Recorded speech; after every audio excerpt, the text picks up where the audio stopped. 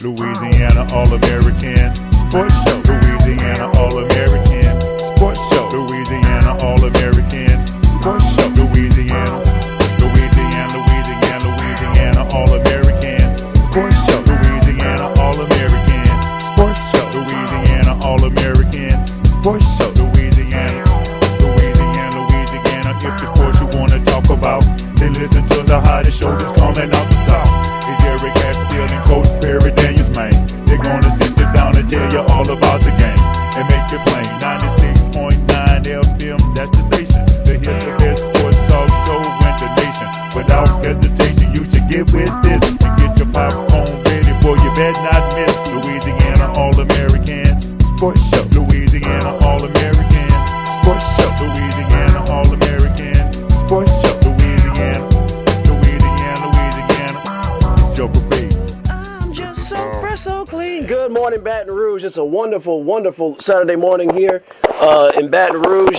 Today is Saturday, October the 3rd, 2015, and we are live here for another edition, the 40th edition, 4-0, of the Louisiana All American Sports Show in the year 2015. Good morning. This is Eric Hatfield. And I'm Gerard Piper, a.k.a. Joker P.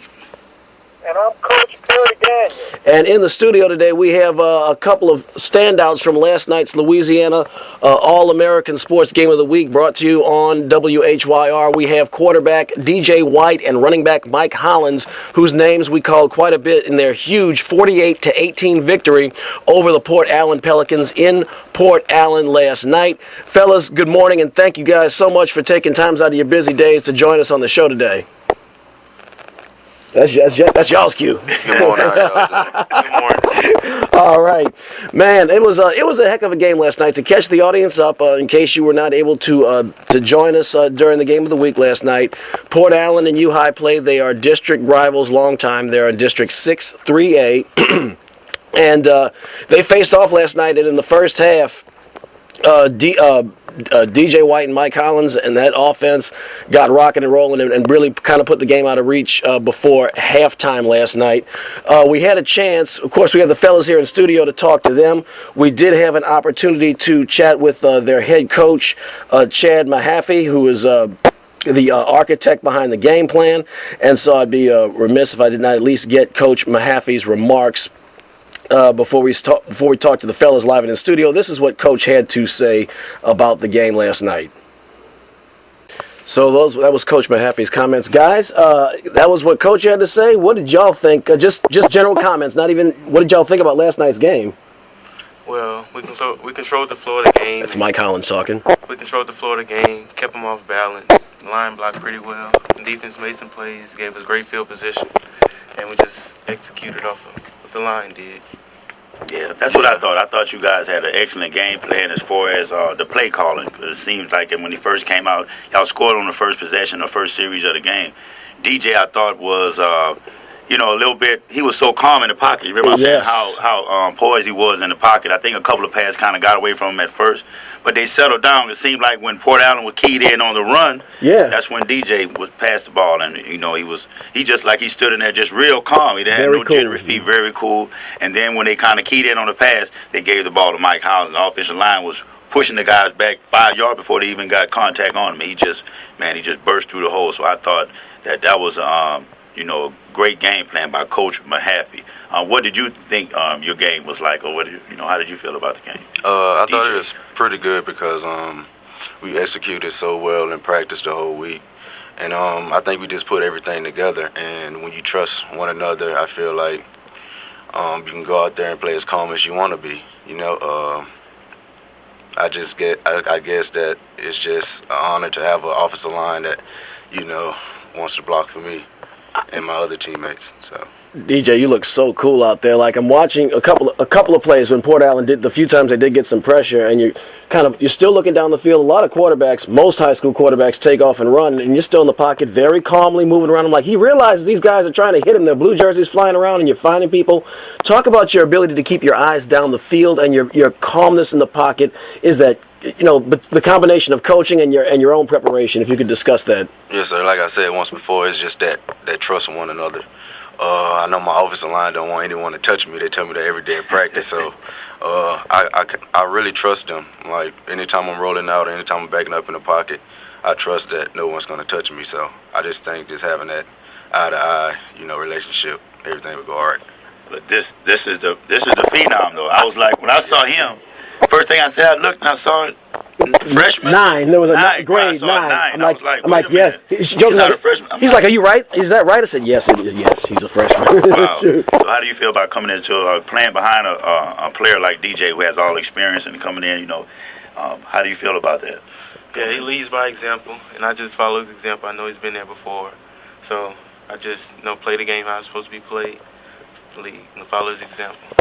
Mike, your former coach from over at Lab, Nick Mitchell. I talked to Coach Mitchell before and after the game, and he mentioned you specifically by name. He said, "Yeah, we got to face Mike Hollins because I've seen him before."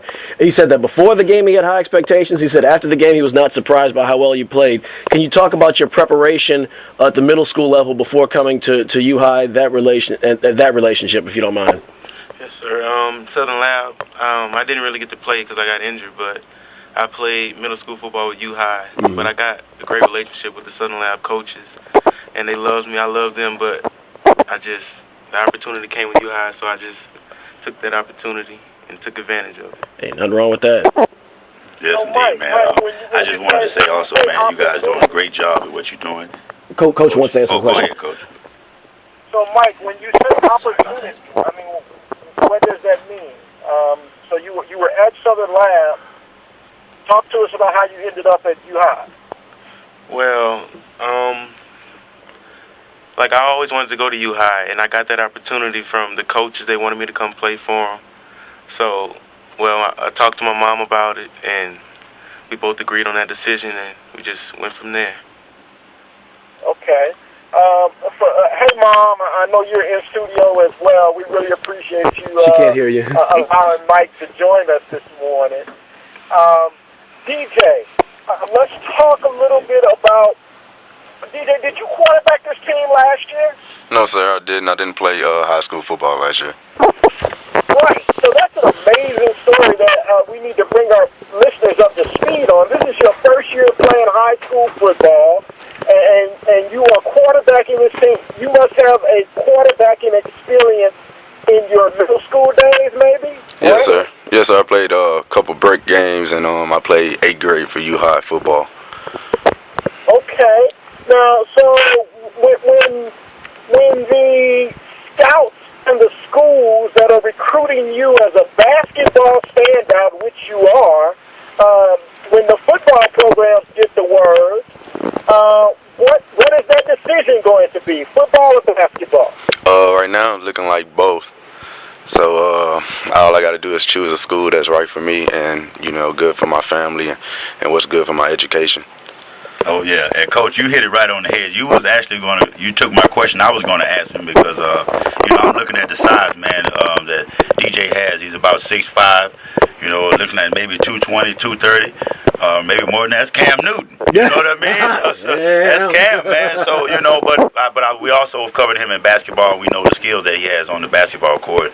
And so, man, I mean, it's great to have a dilemma like that, which one you want to play, being a great athlete in both sports, man. So, I know your father, man, and, we definitely going to support you guys all the way, man. And I'm a new fan of yours, Mr. Mike Hollins. You better believe we'll definitely be covering you, and you guys are doing a great job, man. And I'm just so proud of you guys. So, But DJ, are you ready to mention some schools that you may possibly attend next year? I will mention them sometime in December or whenever the championship game is over with, because that's our goal is to make it to the championship game. Give us the scoop. Make sure you get the scoop now. I think our listeners around the country need to know where your team, where the football program at U High finished last year. So share that with them. Wait, repeat it. He said, talk about. He said our listeners around the country should know, get an idea of UI's pedigree, where you guys finished last year. So where you guys are coming from? Oh, we're coming from the state championship. Yes, sir. So we hopefully want to reach that again one more time, and then whenever I leave, I hope that Mike Hollins repeats history. Absolutely. Yeah. Absolutely. So you are the 3A Louisiana state champion for select schools. Is that correct? That's correct. Yeah, Division II coach. Division 2. And, Awesome. and there is a fine lineage of running backs at U High that you're falling right into, Mike. I mean, everyone knows about Nick Brosette, but you guys had some other guys even last year behind him who were pretty good. And in spite of all that, you are the man this year. I mean, is that? I would be pretty intimidated. I know all you guys to play at this level have to have a lot of confidence, but is that a little intimidating coming with such a good program with a good coach and all these talented players around you, and here you are? What are you? I'm guessing 14 years old. Yes, sir. You know, coming in and they're giving you the rock. Yep, it's kind of like just catching up with the speed of the game. 8th grade football and high school football is a lot different. Like the speed of the game and the plays, you have the tempo. The tempo is a lot different, faster. But most definitely, man, I just want to encourage you guys to keep doing the same thing that you're doing. Also encourage you to work on your game even more. You know, I really think that you guys have great talent, and I will be following you, and I'm supporting you guys 100%. And Louisiana All American Sports Show. If we can get that exclusive DJ at the end of the season, you know, we would really love that too. Get the hats. Well, they can't see him, but get the announcement in studio. Right. I think Coach has a question. Yes, we may fall second to ESPN. That's okay. I'll take it. Above Fox or something. Who's next on the schedule for the Cubs is my immediate question. And then, where do you see the biggest challenge on the road back to the Superdome? I think Baker is up next, and we don't look at anybody else more of a higher power than the other team. We just take it one game at a time and look at every opponent the same and come out there and just give it out all. Coach Mahaffey has taught you well. Very good. Now, here's the real question, though. As the Baptist and that program over there, we are looking forward to that battle as a community between you and them in the Baton Rouge area. Are you familiar with them, and what can you speak about that program? I heard they have a really well-coached team, but by me being out for 2 years out of football, I look at it as a good thing. I don't know what they have, and they don't know what I have. So I feel like we just see them when we see them, I guess. All right. I love it. Good job. Yes, indeed. You got a question? Oh, no, I don't. Coach, I think what we'll do, are we going to do like we always do, where the kids can, hang around and talk sports with us as long as they want to, but we're going to kind of move to some of the, talk about some other stuff? Did you get my text message? Yes, I did. I got that. Yes, absolutely. Okay. Well, I had one other thing. I wanted to know, both of you guys, who do you guys idolize for as football? Who do you guys kind of do, or do you see yourselves pattern your game after another player of NFL first? I idolize Le'Veon Bell. Interesting. I love the Steelers. I always love the Steelers. And he wears black and yellow, black and yellow, black and yellow. I have to say probably. I heard a lot of Cam Newton jokes and. No way. Cam. Cam. But the last time I watched him was I watched him in high school, Blaine College, Florida. Really? And Auburn. I just didn't watch him as much in NFL yet. Right. Because I've been on basketball, not focusing on football. So I'm gonna check out a couple of these games. The basketball? What you mean? Like who's your favorite player? Russell Westbrook. Allen Iverson. LeBron James. Right. Well, not to get too much into the basketball season, even though we're in football season, but I wanted to get your thoughts on y'all's transfer that you guys had that went to Vegas. Talking about Skylar Mays, he's referring to. What about? Well, from my understanding, he's transferred to another. He transferred to Vegas. He's just saying, talk about Skylar, what he was like, and maybe what he meant to the team, and what you think about him. He was a cool person. Good friend. I knew him since I was 5 years old. So of course we're gonna keep the same relationship, even though that he's in Vegas and I'm in Baton Rouge. We still talk every now and then. still on the same page. So I just wish him the best of luck with his journey up there in Las Vegas. Well, that's what's up, man. We're going to talk more sports here coming up. We actually have a good topic that we're going to bring up, and it's about injuries. We'll get to it, though. Now that we're going to probably have a little change on the menu with that part of that message I sent, showing you a minute ago. But nonetheless, we're going to talk sports in the studio, and you guys are like hosts on the show. You guys are just like us. Y'all give us your 2 cents. Y'all tell us what you think. Y'all stay as long as you guys want. Y'all are part of the show today. Real cool. So let's talk about it. We had a lot of action in the Baton Rouge area last night. So let's just go out some of the scores. Of course, Joker ran a lot of the scores down to you guys who listened to the game last night. So while y'all need to join us from 7 to 10 every Friday on 96.9 FM, WHYRLP, Baton Rouge Community Radio, streaming at WHYR.org, and get the high school game of the week so we don't have to repeat this for you every Saturday. No, I'm kidding. These are some of the scores. We ran through them last night, but we're going to go through them again. Albany defeated North Central 56-8 last night. We had Ascension Episcopal 65, Gidan 0. That was a really brutal game. Baker over Glen Oaks 14-6. Baton Rouge Catholic over Turlings Catholic 28-14. Baton Rouge Episcopal brought the hammer down on Capital 38-14. Coach Duncan is just trying to get those guys going. They did pull up 14 points against a pretty good defense, so maybe that's some progress over there at Capital High School. Scrolling on down the line, we have a little Central defeated McKinley 28-19. It's really rough over there down on the bottom. They were tied up at 7 at the half, wow, I tell you, it's going to be a growing period. There's a new offense in there at McKinley High School, and it's just disappointing when you lose your homecoming. You don't want that to happen, but that's the nature of football. Country Day, Metairie Park Country Day, 63-0 over Pope John Paul II. Something's going on down there. They are destroying folks. Denham Springs over St. Michael the Archangel, 49-14. East Ascension over St. Charles Catholic, 17-14. We had hang on. No. Brought to you by the internet. Sometimes it's a little slow, folks. We had Madison Prep, boy, that's another side story there. Madison Prep 37, East Feliciana 20. This team is really making my eyes pop open every time I open the score of the papers. Christian Life Academy fell to Northeast 46-12. We also had Parkview Baptist, the Shrine on Airline. Boy, they put the smackdown on Bruley, 49-7, in a district game that was it was a hammering. There's just no other way to put around that. That's a very good team. You guys got them down the line. I'm looking forward to that clash of the Titans. Scotlandville, another story.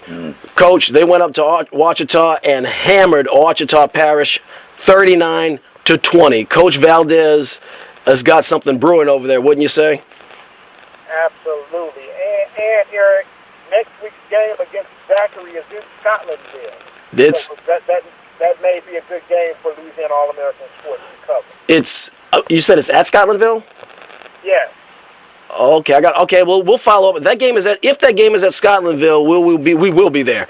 No ifs, ands, or buts. So we'll check on that. Keep checking the schedule at LouisianaAllAmericanSports.com. We should have it updated by Monday with a final decision on the game. So keep an eye on that, folks. Originally we had said it'd be Port Allen Donaldsonville, but if that game is in fact at Scotlandville, that is a prime time game, possibly a high school regular season game of the year. So keep checking LouisianaAllAmericanSports.com for the schedule. Also we had, I lost my place on the screen. Sorry about that, folks. We had U-High, of course, beat Port Allen 48-18. Walker over Assumption 38-14. And Woodlawn defeated West St. John 28-21. So West St. John, I don't know what to make of that. Of course, it is, as Coach Perry Daniels said, it is Coach Valdez less, and you can kind of see the difference there. I don't know if Woodlawn would have won that game last year. And Zachary in a shootout with Dutchtown, 44-34. So that rounds up our scores in the Baton Rouge metropolitan area. Now I'm going to turn the reins over to my man. Coach, you had something? one game, the Bel Air game. Oh, Give that score. we have. Independence. Oh, I'm sorry. My bad. Wow, man, I glossed over it. I apologize. I missed that one. Bel Air, 38. Independence, 11. We've been keeping you updated on that side story. Coach, you could tell the tale better than I can because I know you're familiar with that high school through its basketball program, but tell the audience why that's so interesting to us. So in the last 3 years, Bel Air High School hasn't won more than 2 games in a season. Currently, after 5 games in this year's high school football season, they are 4-1. So the coach, is it? I always get his name wrong. Is it Clark? What's the coach? Clark, yeah. Clark. Okay, okay. Coach Clark is. I've never met the man. I don't know much about him. I know you're familiar with him, but I'm just on that alone. What I see in the papers every week alone, I am really impressed with what they're doing over there. That is a fantastic job, and my hat's off to you. So, Joker P, what you got for the people? Well, I told the people last night with the song of the week, this was going to be, I gave them a hint. I said it's going to be about a subject matter. It's going to be a question. And the question is why? And that's the song that I have this week. It was a song that I liked by Jadakiss. And it talked about a lot of social issues and social topics. And it asks a lot of questions. So here's the song. That real. Yo, why is Jadakiss as hard as it gets? Why is the industry designed to keep the artists in debt? And why them dudes ain't rap? Why my diesel have fiends in the spot? So, looks like we had a little internet connectivity there, so we'll go ahead and...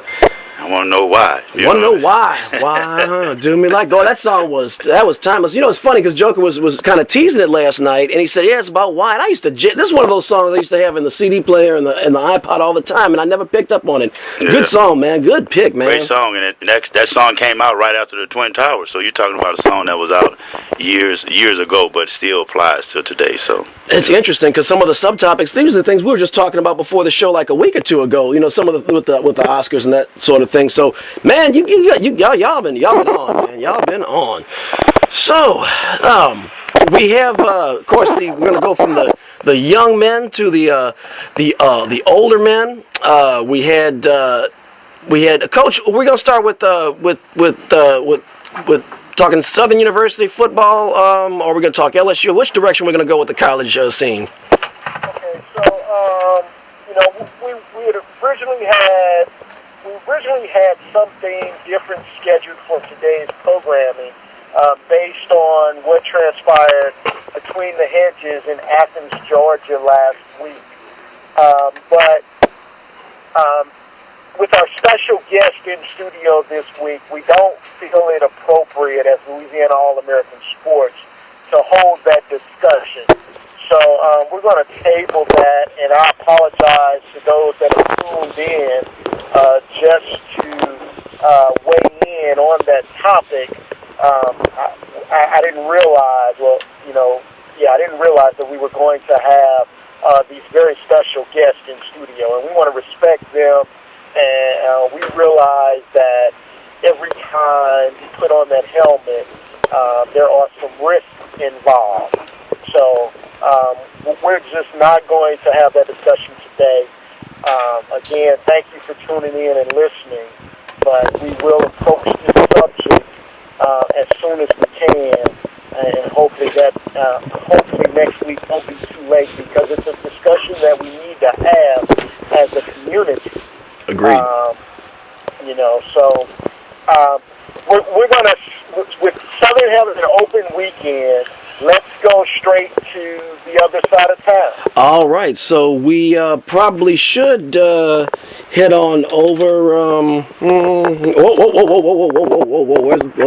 Hang on, folks. Oh, just had a pilot error here, real quick here. Hold on, give me 5 seconds, folks. All right, let's try that again. So, as I said before, as I said a moment ago, we're gonna go ahead and okay, well, screw this. We're gonna talk about the LSU Tigers as they faced off against the Syracuse. Here we go. On the other side of town, moving quickly, rolling swiftly in the hoochie ride. So I swear, technology just makes it so hard. Makes It's so hard for me to be witty, man. They're taking away from my creativity. All these delays and wires and cables. On the other side of town, rolling quickly, moving swiftly in the hoopty ride. LSU, they got Eastern Michigan today on campus. Don't worry, folks. I'm going to get that. I'm going to be smoother next time. I'm going to be smooth like Billy D. Williams next time. I got it. First time's always rough. But they faced the Syracuse Orange last week on a nationally televised game in their Power 5 non-conference game in this season. It's going to be a home and home. Syracuse is going to return that to us, come to LSU. I think it's either next year or the year after. But LSU went to Syracuse. Syracuse, look, they were 3-0 coming in. They fought hard. They made LSU sweat for a while, but in the end, LSU got some distance. But the story, besides the fact that LSU won and they continue to be unbeaten, was as Coach Perry Daniels said, that man number 7, and he might be 19, but he's playing some grown man football. There were some, I think, unrealistically high expectations of Leonard Fournette as a freshman coming in from St. Aug, because we'd seen him on national television. We'd seen him dominate the high school game, but college is a different game. He played very well last year, but what we're seeing this year is matching those, what I would think would have been outrageous expectations, but they're not outrageous anymore because he's doing the do. Yes, indeed, most definitely. And I've said it here from the start of the season, pretty much. When LSU was ranked, 15, I think, 16 in the preseason, I mentioned then I thought LSU was one of the best teams in the country. I thought Leonard Fournette could win the Heisman. I said it before, and he can ride Leonard Fournette all the way to this thing. Now, this thing is getting ready to get real serious here because we got Alabama playing Georgia today. That's going to be a very, very key game to me. Man, to me, that's the most important game because I think Alabama's back against the wall. Nick Saban never had 2 losses this early in the season. No, sir. Also, Mark Richt on the other side with Georgia. Can he finally overcome and finally win that big game and beat Nick Saban? Then if we face him, LSU face him, Alabama with 2 losses, we can stand that loss now all of a sudden. That's and right. Still be in the ballpark. So, man, LSU is right on course. We still haven't seen what the quarterback can do so far. Everything is Leonard Fournette. So, but I think it's the plan is going as scheduled so far. Coach? I want to hear Mike Hollins' perspective on Leonard Fournette. Well, that's another idol to me. Like, I try to take some of his characteristics in running the ball, how he stays in the hole and then bounces it out and breaks tackles. He's real big, sturdy. Absolutely. And DJ, you're welcome to chime in anytime. Like I said, you're one of us today. You got to have a comment on that man number 7, huh? Yeah, he's pretty good. I watched him play a couple times. Yeah, all right. He's a cool dude off the field, too, though. That's good. So have you had an opportunity to meet him being at University High? I'd imagine y'all might have some contact with the team? Yes, sir. I got an opportunity to meet him a couple times because my best friend is Darius Guys. So of course, when I'm around Darius, Fournette just pops up. So yes, of course. Yes, indeed, man. That's great right there. And always stick with the winners and soak up as much as you can from those older players a little bit before you, man. That's great right there. In good circles. Talk about the quarterback play, though, DJ. And where do you think that offense of LSU's can improve? I most definitely think Brandon Harris can throw the ball. I'm a believer.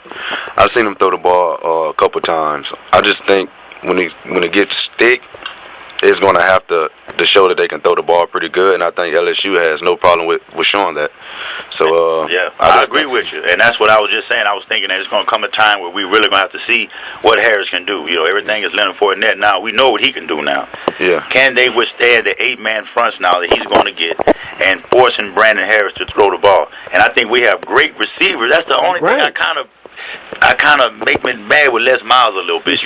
We've had great receivers. Now you see Odell Beckham and Jarvis Landry, see what these guys can do because we always been so run dominant, not letting these wide receivers thrive. And they got Trayvon Durrell and Malachi Dupree who are very good. You actually stole a little bit of my thunder, Joker. What I was going to say was, I guess if we were to rank our LSU expectations in the studio from most expectations to least expectations, I think this is a fair assessment. I think Joker's probably number 1. He said LSU has the potential to go all the way.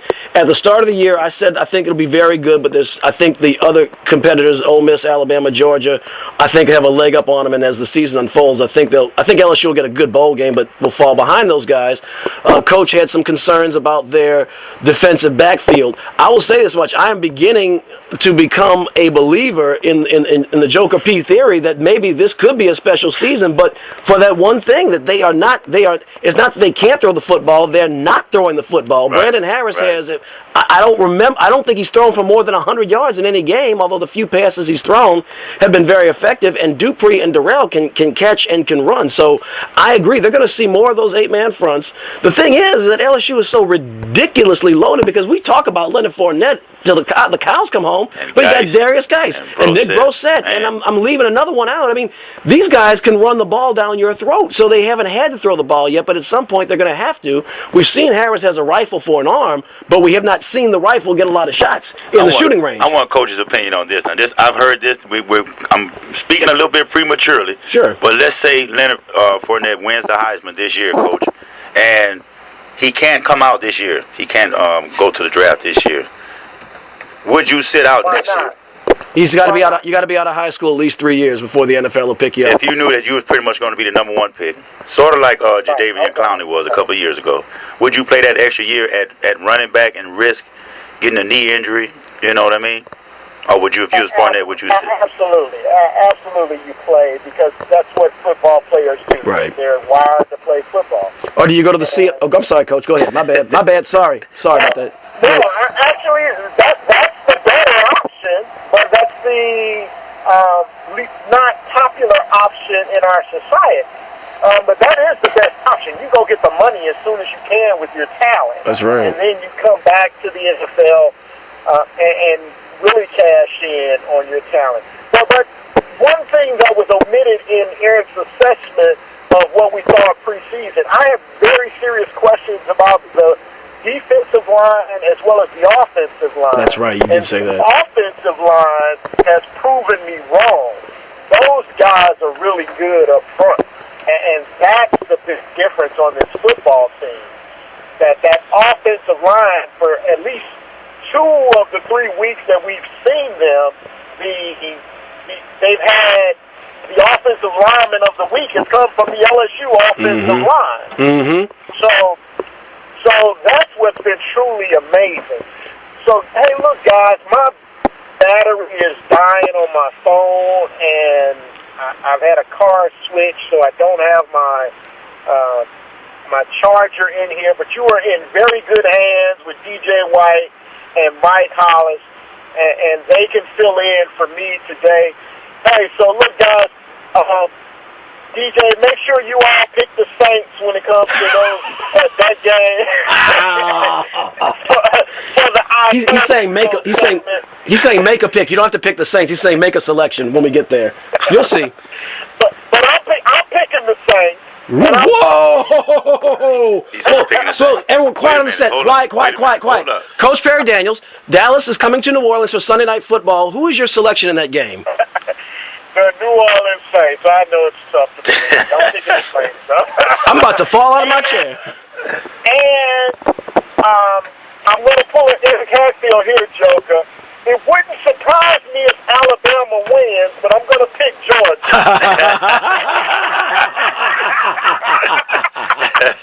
Good pick, Coach. Good pick. All right, all right, Coach. You got me. You're right, and that is definitely an Eric classic. I can't lie. Shoot. All right, well, Coach. Well, look, I'm sorry that we're losing you, but we'll keep the battle going. Hang on as long as you want to, obviously, but just give us a cue before you hang up so we know you're not there. You never know when your battery's going to die. So I hear you. Right. Heads up now. Okay, gotcha. I understand. 10-4. So look, we have Coach led right into it. We have a big game. Did we get his pick for the LSU game? Of course, he's LSU. That's Eastern Michigan. I mean, you're picking LSU, I assume, Coach. Absolutely. Yeah, LSU will throttle Eastern Michigan, I believe. But let's before we go to Alabama, Georgia. Well, we talked LSU last week. I don't think there's much to talk about this week except LSU's facing Eastern Michigan. I'm also picking LSU. To go over 50 points this week. Joker. LSU. You think they'll go Leonard Fournette another 200 yards? You want points? You think they'll go over 50? Yeah. Coach, you think LSU will get more than 50? No, I say no. I'm going to take that back. No. Okay. Coach? I think they will get over 50. I question whether or not he'll get over 200 yards due to DJ's best friend, Darius Geis, and their former teammate, Nick Brossette. DJ, over-under on Leonard Fournette, 200 yards, and over-under on LSU with 50 points. Over 50 and under 200. Mike? I'll go with DJ. over 50 and under 200. All right, now y'all be listening next week because we do a segment called "I Told You So." We replay the predictions and find out whether or not we're right or wrong. Alabama and Georgia. That is a huge game today, as Joker set it up. As there are a lot of implications going on, as that is going to be the CBS game of the week as they cover the Southeastern Conference. Doggone it, I did it again like Britney Spears. But yeah, that is going to be the. There we go.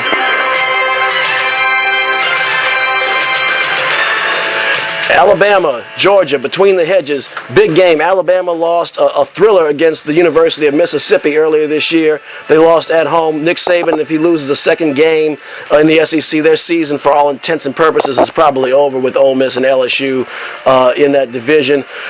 Georgia is looking as good as they've ever looked. They've looked as good as they ever looked, it seems like, almost every year, though. They have their own Heisman contender in Nick Chubb. I do think he's at least a step and a half behind Leonard Fournette, but it's still early in the year.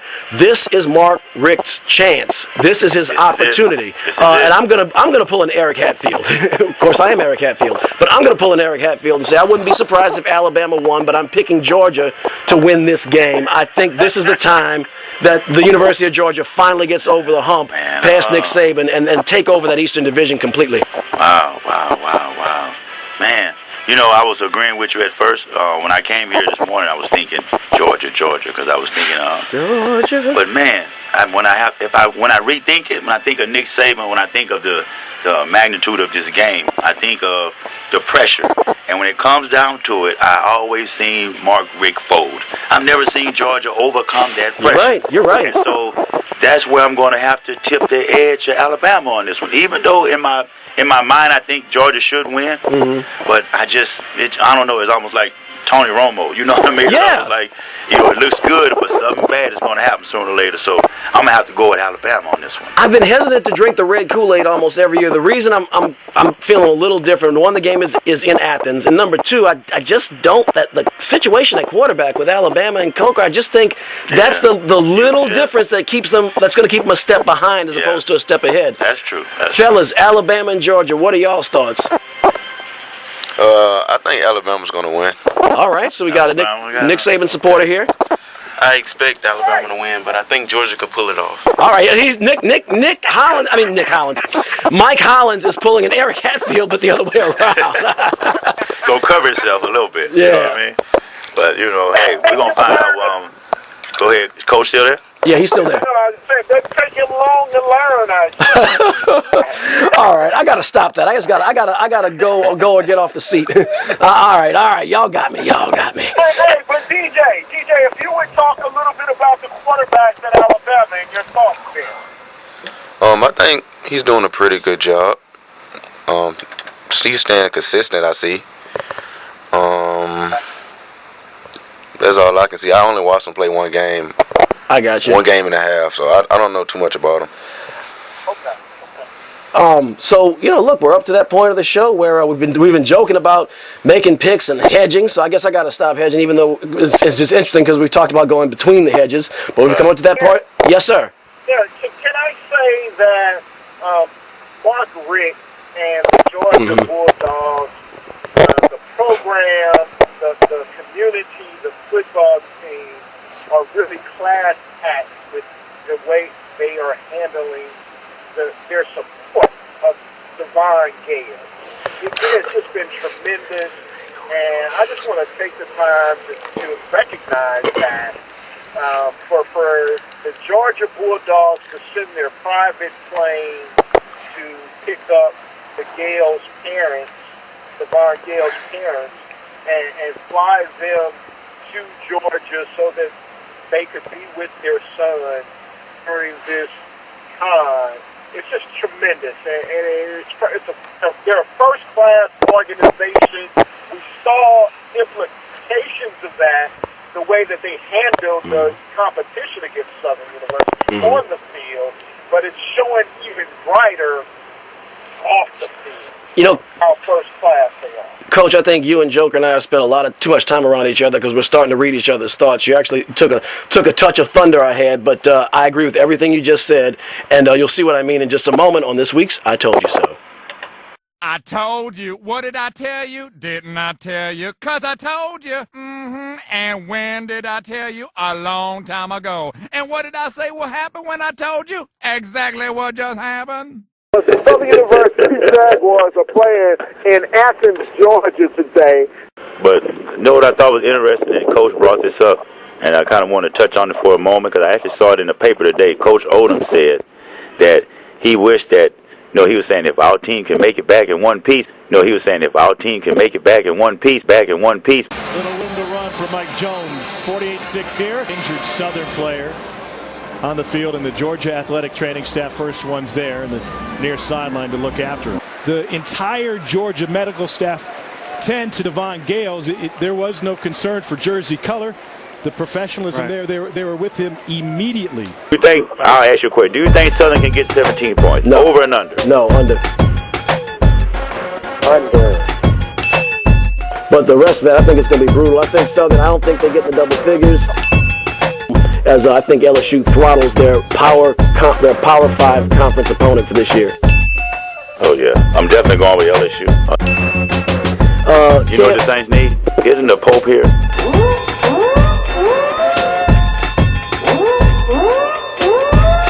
But I think the Panthers are going to win tomorrow, just for the record.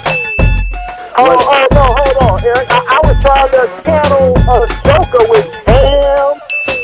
Oh, Cam. Jam. Oh, jam.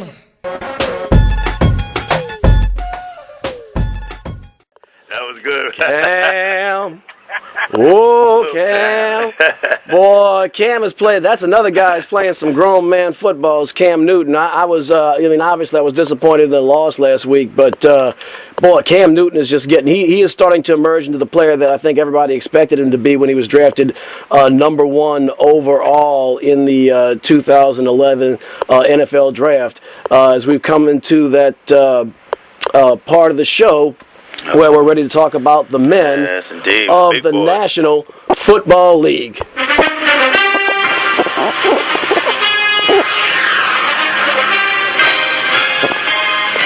So, the New Orleans Saints went out last week to Carolina. They played a competitive game, but of course the Panthers took their claws, dug them right into the Saints, and gave them a halo of wings as they ascended up into heaven. The Saints falling to 0-3 last week at the hands of the Carolina Panthers. Drew Brees did not play the first game since he was in high school that he has missed because of an injury. Luke McCown came in, and frankly, I thought McCown filled in rather well. McCown was 31 of 38, and actually there were 4 drop passes in that. The interception at the end was a tough break, but I thought they put McCown, they shouldn't even have had him in that position. I think you can point a lot of fingers. McCown would fall about 5th or 6th on that list of people who are responsible for the loss. We're seeing the same old story. The Saints defense can't stop a running nose, let alone another running back. And they got the Dallas Cowboys coming to the Superdome this week on Sunday Night Football before the entire nation. Perry picked the Saints. I'm going to pick the Cowboys, but I do know where Perry's coming from because the Cowboys are without Tony Romo. They're without Des Bryant. They are in the Superdome in prime time where, granted, lately the Saints haven't been so hot, but historically they've been very good. It looks like Drew Brees is going to come back, and Dallas does not have that type of defense that they're not like Arizona. If Drew Brees is in fact healthy, they're not going to do like Arizona and just bottle him up. So I do expect a better performance, but I still think the Saints defense is so bad, and the Saints wide receivers are so immature in a development sense. Not that they're acting like babies, but I think they still don't run their routes properly. They still drop passes they shouldn't. They have a lot of young guys. I still think the Cowboys win. As painful as it's going to be for me tomorrow night, and as much as I'm going to have to cry into my beer on the way home from New Orleans late Sunday night. Yeah, I agree with you. I mean, I'm going with the Dallas Cowboys. From the first game of the season after I saw the Saints, I said it's the second week of the season, the Saints won't make the playoffs. And I was sorry to have to break that news to everyone, but they won't make the playoffs this year. The Saints will probably go 6-10. I'm predicting with Drew Brees. The Saints don't have a playmaker. They don't have a game changer. They don't have a Mark Colson is not going to. You know what I mean? Consistently, he can make a first down. He's a possession receiver, but exactly. And when they got rid of Jimmy Graham, their only touchdown maker, their only real playmaker, they're starting to get exposed now. I thought that McCown did a great job last week, but hey, the team didn't really prepare for him. I don't think he can go forward doing that because now teams will start to prepare for him and start to game plan for him. But I'm going with Dallas Cowboys. They have a greater offensive line. I think they have a better defensive line. I just don't think the Saints is going to beat these guys, so I'm going with Dallas Cowboys. Coach, are you still there? I'm still here. And, well, we already know Coach's pick. He went with the Saints. Is he still there? Yes. I'm still here, but it's time to start discussing whether or not the Sean Payton regime has come to an end. Ooh. God, before I touch that hot potato, DJ Mike, Saints Cowboys. Who do y'all like in that game? I'm gonna go with the Cowboys. I'll go with the Cowboys too. All right, so we got this is unusual. Of course, you know what though? I was going to say it's shocking that Perry's the only one picking the Saints, but I keep forgetting he likes to jab at his old man. Right. Well, no, his old man is a Dallas Cowboys fan. He likes to just poke his dad a little bit. So I like to do the same thing too, and I'd actually love to and pick the Saints. I know my dad's listening. He's like, oh, the Cowboys. So yeah, I get that. But Sean Payton, look, there are only so many coaches who have the capability that walking the planet, who have demonstrated the ability to win a Super Bowl. There have only been 49 Super Bowls, and probably only about maybe 30-some-odd coaches, living or dead, who have won them, and only a handful who are still active. I think Sean Payton should be able to play out his entire contract, which is going to last at least 3 more years. I think you give that man he has earned every yard of rope to hang himself, in my opinion. But you're right. Look, they're in a rebuilding mode. There's no getting around that, and we're going to have to see results probably next year. Or he might not be around much longer. Here's why I suggest that, or brought that subject up. I'm not suggesting that. I just wanted to put that out there because he kept the defensive coordinator. And it was very obvious that they needed changes there. And to bring that guy back. Now, nothing motivates you like competing against a team that got rid of you. So I think you'll see the defense do better Sunday night. Yeah, I think Rob Ryan knows that personnel better than anybody. He got fired by the Cowboys. He doesn't get to have those $50 pizzas that they serve at the Cowboy Stadium anymore delivered to him. So I think he's going to be very motivated. I do agree. He knows the personnel. I think you'll see an improvement in the defense. But so that is an interesting subject. And Rob Ryan is controversial, and he's not getting the pressure he needs. But by the way, real quick, we want to mention that in about 7 minutes we have coming up Noel Jackson with Music Satisfaction here on 96.9 FM, WHY. My main man, Noel. Baton Rouge Community Radio. So that is coming up very shortly. The coaching, that defensive coordinator situation, I think Rob Ryan might be on his last leg because we're not seeing the results. I said that his system is based on pressure. They're not getting any pressure on quarterbacks whatsoever. Perry has a point. I do think there might be a little bit of a boost coming up this week because it's the Dallas Cowboys, but I think it's, as Bubba Sparks said, as far as the season as a whole, I think it's going to be ugly. How you like that deep soul? So, look, we have coming up, we're in the last week of September, and the boys of summer are now the boys of fall. And in Major League Baseball, we have... It's going down this week as we have the playoff pictures becoming clearer and clearer. Now I got to yield the podium to the man on this show who is a fan of the team with the best record in the National League and home field advantage throughout the National League playoffs, and that would be the St. Louis Cardinals. Coach, you kept the faith and you were right all along, and it looks like it's bearing fruit. What do you think it's going to take for those St. Louis Cardinals to bring home yet? I've lost track of how many rings. You probably know, but to bring home their first World Series since 2011. This will be number 13. Good grief. Really, I wish the fixer was here because he could speak to it a little better than I could. However, this has been a tremendous organizational division win for these St. Louis Cardinals. They've had tons and tons of injuries, and with each injury, the next man up steps in, does an amazing job, and they get the job done. And that is truly an organizational thing that these guys have. They've won the last 3 National League Central championships. They've made it to the playoffs 5 years in a row. And just think, Eric, prior to that, when they traded or let Pujols go, right, people were counting their death. Mm-hmm. You're right, and the thing is, and you hit the nail on the head. The Cardinals organization was very cool. They're digging their graves. Oh no, Pujols, and Pujols actually is coming now. He's shaking off all those injuries. He's helping the Angels, and the Angels have a shot. They're only a game back in the wild card. But the St. Louis Cardinals just they kept it going. They stayed cool. They didn't hit the panic button. They didn't put on the life preservers and jump over the ship. They kept doing what they did. And I'll tell you that the next man up ability of the St. Louis Cardinals never ceases to amaze me.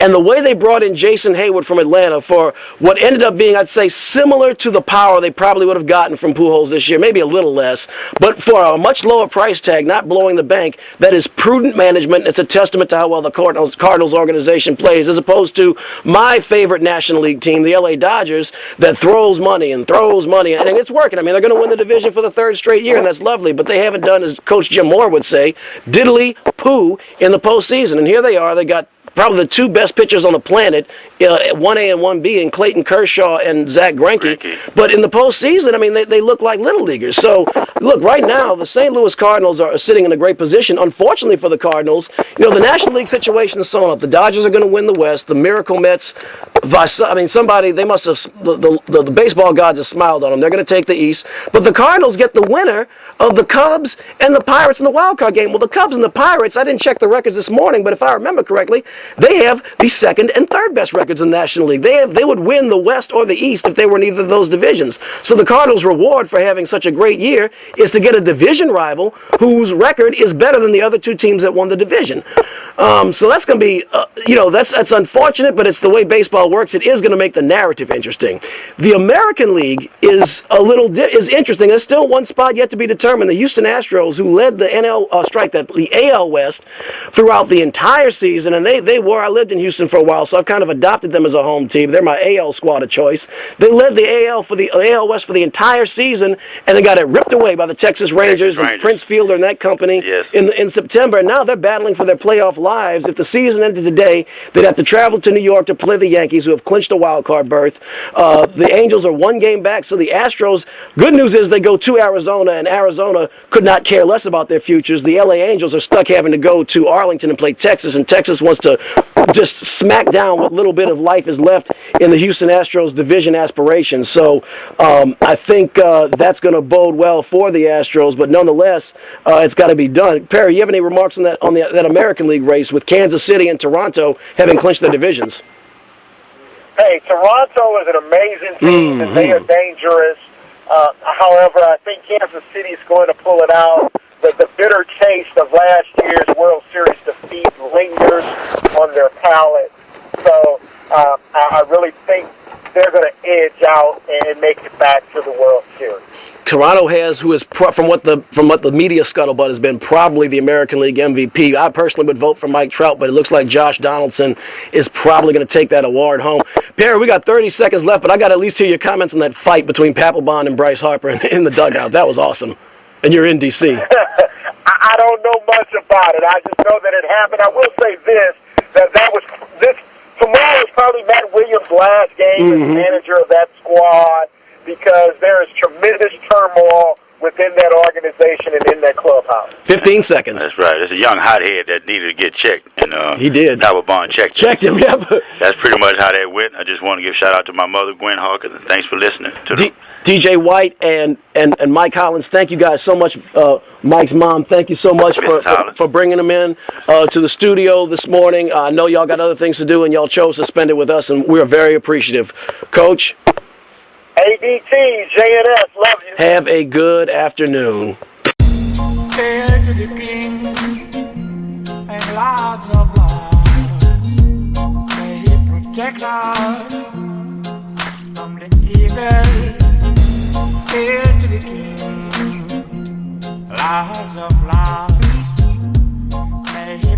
protect us from me.